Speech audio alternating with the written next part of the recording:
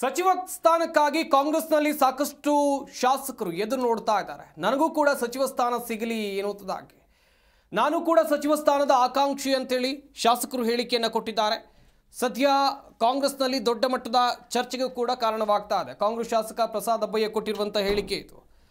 ಹುಬ್ಬಳ್ಳಿ ಧಾರವಾಡದ ಶಾಸಕ ಪ್ರಸಾದ್ ಅಬ್ಬಯ್ಯ ಹೇಳಿಕೆಯನ್ನು ಕೊಟ್ಟಿದ್ದಾರೆ. ಬೆಂಗಳೂರು ಬಿಟ್ಟರೆ ಹುಬ್ಬಳ್ಳಿ ದೊಡ್ಡ ನಗರ, ನನಗೂ ಕೂಡ ಸಚಿವ ಸ್ಥಾನ ಸಿಕ್ಕರೆ ಒಳ್ಳೆಯದು, ನಾನು ಕೂಡ ಅಭಿವೃದ್ಧಿ ಮಾಡುವಂಥ ನಿಟ್ಟಿನಲ್ಲಿ ಯೋಚನೆಗಳನ್ನು ಮಾಡ್ತೇನೆ, ಈ ಬಾರಿ ಸಚಿವ ಸ್ಥಾನ ಸಿಗುವಂಥ ಸಾಧ್ಯತೆ ಇದೆ ಎನ್ನುವುದಾಗಿ ಧಾರವಾಡದಲ್ಲಿ ಹೇಳಿಕೆಯನ್ನು ಕೊಟ್ಟಿದ್ದಾರೆ ಕಾಂಗ್ರೆಸ್ ಶಾಸಕ ಪ್ರಸಾದ್ ಅಬ್ಬಯ್ಯ. ಸಂಪುಟ ಚರ್ಚೆ ವಿಸ್ತರಣೆ ಬಗ್ಗೆ ಆಗ್ತಾ ಇರೋದಂತೂ ನಿಜ.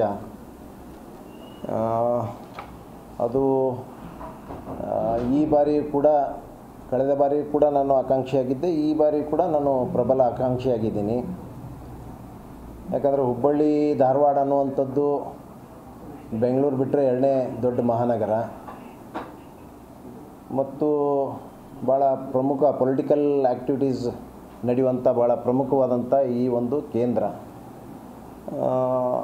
ಆ ನಿಟ್ಟಿನಲ್ಲಿ ನಾನು ಈ ಭಾಗದಲ್ಲಿ ಸತತವಾಗಿ 3 ಬಾರಿ ಆಯ್ಕೆಯಾಗಿದ್ದೀನಿ ಮತ್ತು ಪ್ರತಿ ಬಾರಿ ಕೂಡ ಸುಮಾರು 10,000ಗಳ ಅಂತರದಿಂದ ಗೆಲುವನ್ನು ಸಾಧಿಸ್ತಾ ಬಂದಿದ್ದೀನಿ. ಮತ್ತು ಗೆಲ್ಲೋದು ಅಂತಂದರೆ ನಾನು ಈ ಭಾಗದಲ್ಲಿ ಪ್ರಾಮಾಣಿಕವಾದಂಥ ಏನು ಜನರ ಸೇವೆ ಮಾಡುವಂಥದ್ದು, ಈ ಭಾಗದ ಅಭಿವೃದ್ಧಿ ಕೆಲಸ ಮಾಡೋದ್ರ ಮೂಲಕ ಜನರು ನನಗೆ ಗುರುತಿಸಿದ್ದಾರೆ.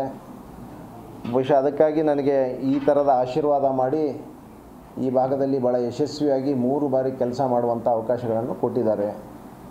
ಬಹುಶಃ ಇವತ್ತು ಇನ್ನೂ ಹೆಚ್ಚಿನ ಒಂದು ಶಕ್ತಿ ಕೊಟ್ಟರೆ ಇನ್ನೂ ರಾಜ್ಯ ಮಟ್ಟದಲ್ಲಿ ಒಳ್ಳೆಯ ಕೆಲಸ ಮಾಡ್ಬೋದು ಅನ್ನುವಂಥ ಒಂದು ನಿರೀಕ್ಷೆಯನ್ನು ಇಟ್ಕೊಂಡಿದ್ದೀವಿ. ಮತ್ತು ಜನರ ಒಂದು ಅಭಿಪ್ರಾಯ ಕೂಡ ಬಹಳಷ್ಟು, ನನ್ನ ವಿಶೇಷವಾಗಿ ಮುಂಬೈ ಕರ್ನಾಟಕದ ಎಲ್ಲ ಜಿಲ್ಲೆಯವರು ಕೂಡ ಈ ಬಾರಿ ನಿಮಗೆ ಸಚಿವ